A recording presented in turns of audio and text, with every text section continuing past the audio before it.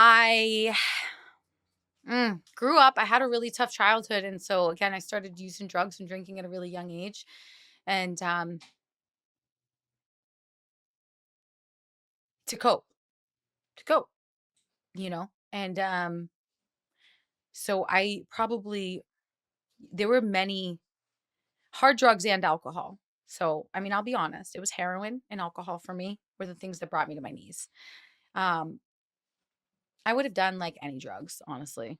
I did do so many different drugs. I did everything. I had a stint with ecstasy, I had a stint with coke, but finding downers was like, mm, I found the thing that I needed to like just wash my pain away. And so that really, for most drug addictions, is the story that drugs aren't my problem, right? They are my solution to problems I don't yet have the solutions to, you know?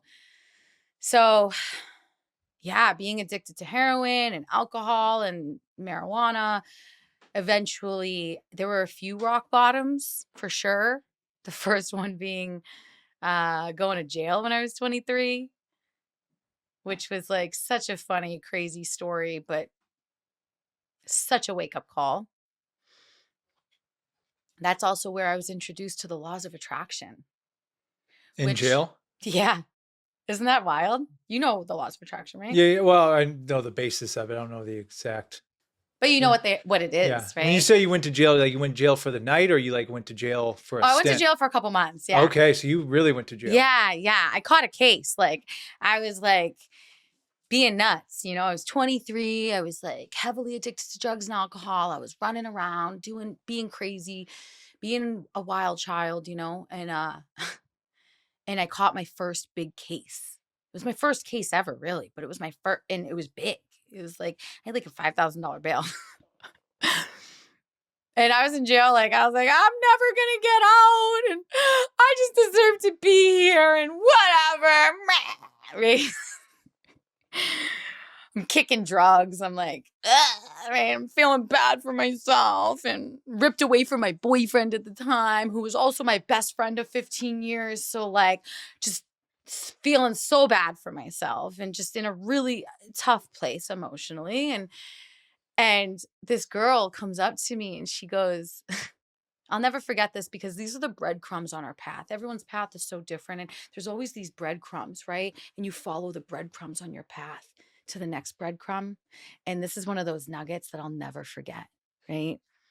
Because it was the beginning of me learning about the laws of attraction, which turned into today being like part of my purpose in life, right? Like sharing that process. That's why I became an NLP practitioner too.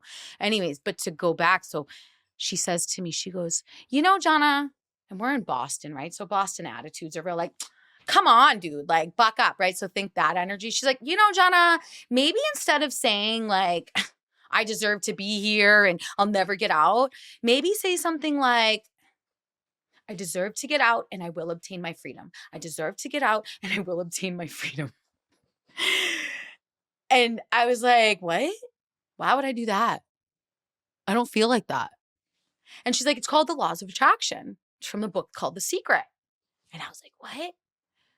So I went back to my cell that night and I started saying that to myself.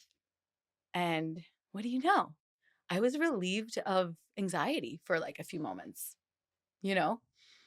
And then, yeah, that experience was like, what? So then I eventually did get out of jail, of course, right? I was there for like a month and a half. And I was like, I was 23. It was my first case. The judge was like, get your shit together. Like, you know what I mean? And gave me some things I had to do and blah, blah, blah.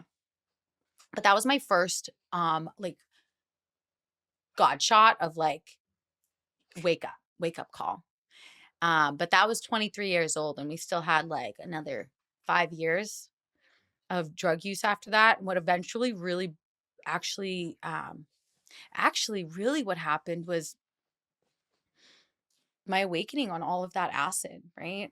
It showed me the light at the end of the tunnel. Like I had always wanted to get sober eventually, but I never that when I say I saw the light at the end of the tunnel, that's kind of what I meant about drugs, right? Was I didn't before that my whole life, I had always felt like I had more within me, right? To like live up to potentially, like potential wise.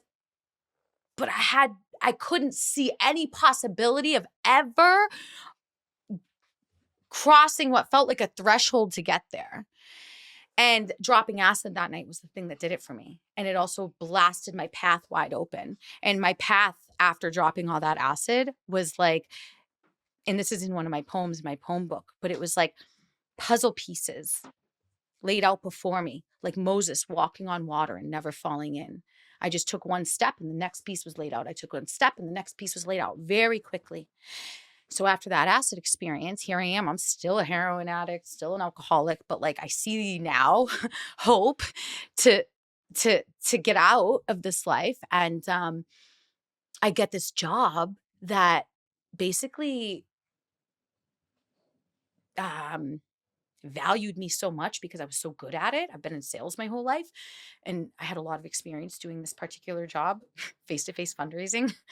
Probably explains a lot of my personality. You know those people on downtown city sidewalks? They're like, "Hey sir, how you doing today? Come talk to me.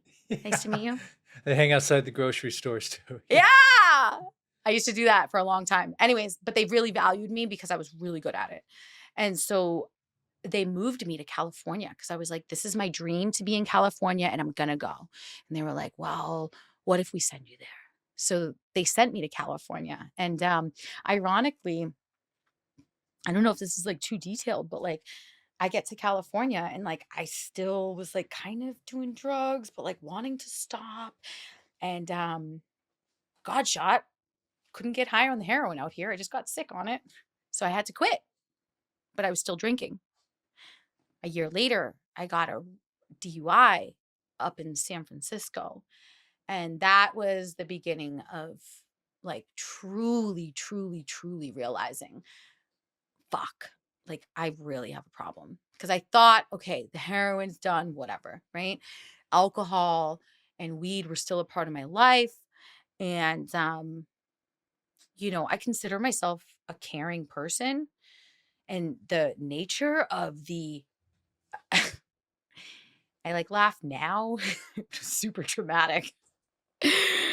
But the nature of how it went down, this DUI was like intense.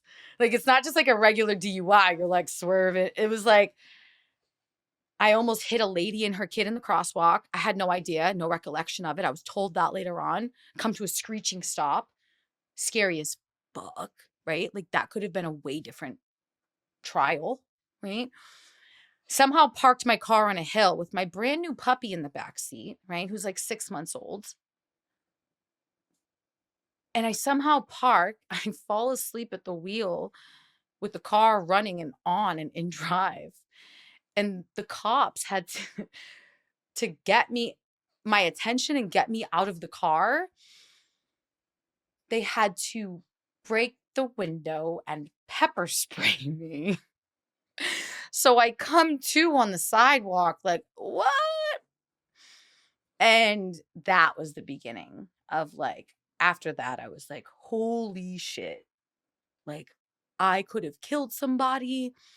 My poor puppy, scared. She almost got taken away by the freaking, I saw the animal control pull up. Like I'm kind of funny with cops when I'm drunk, right? So like I come to on the sidewalk all, but why? My eyes are burning, but why? And finally I'm like, what the heck? And I'm joking with the cops and talking trash with them, right? I'm being funny. And then I see the animal control pull up and I start screaming and crying. I'm like, no, not my puppy, please. My friend was, thank God, coming down and that didn't happen, right? My puppy did not get taken away, thank God. But like that could have happened. And so, yeah, that was really like, I'd say the rock bottom of all the rock bottoms, was realizing like I've been tricking myself. And yeah. And then I came back to LA a couple days later. I had this case I had to now be going up to San Francisco for. And dealing with the repercussions of that. But it's like a lot of people, they don't and I hate that I'm one of these people too still, even though I've known it for so long. But a lot of people don't change unless they have massive pain or massive inspiration, right? Which is sad and it sucks in some ways, right? Because we have so many people walking around that have so much potential and have so much to offer the world, but they haven't been like humbled into like doing the inner work to like be that. There's some people that don't even need to be humbled that are just all like that too. There's both sides. But that's why I think that being in recovery, I think it's a gift, right? To be in recovery from and having had those experiences, because it does bring me to a place of deep humility that I've been to rock bottoms, like that, right? That make me remember that, like, or and treat people all the same, you know? Like, I wouldn't treat the guy on the street with one sock on asking for change any different than I would treat you. I would have the same conversation with him about his day as I would with you, you know? Because I'm like, I've been there. Not right there where he was, but you know what I mean? I've been in similar situations. So, I think it's a gift, but it's sad because a lot of people won't change until they're in massive pain or massive inspiration. And it did take me that